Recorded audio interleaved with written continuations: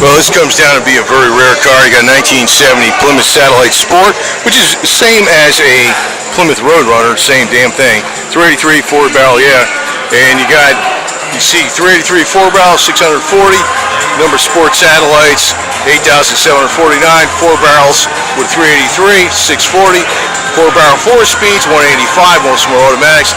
4-speed factory AC. There you go, one. As a matter of fact, I think if you got a 440 car, you couldn't get well, I think in 68, 69, you could not get like a Charger RT, you could not get AC with the car. Unless you probably knew the dealer or something. Expensive car, $4,000. The original owner of this car still resides in the same house Steve purchased the car. Ooh, yeah. So you know the original owner. 335 horse. You can see the cast manifolds were painted silver, probably some kind of, I don't know what, high temperature paint stuff. But those, that's also an indication that it's the high performance 383. It's got, and it actually puts out more than 335 horse with the Edelbrock manifold.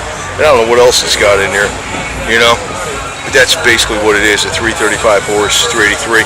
But the 383 was less weight than a Chevy 396. So if you're looking at a 396 with 350 horse, the motor itself might be 100 pounds more than this 383, 396. Then you got your pistol grip shifter on there. It's a very nice car. We like that new van, man. I mean, the Roadrunner, this is a Roadrunner. A lot of people don't hear about Sports Satellite as much, but basically that's what it is. Without the horn and the decals, that's really kind of like what it is. It's an option package. So, one good thing too, even about the B bodies, I guess if you got a rust problem, you can get a coronet and take a lot of parts off that coronet and fix your Roadrunner or Sports Satellite with it, because they're just A bodies and B bodies, pretty much what they are.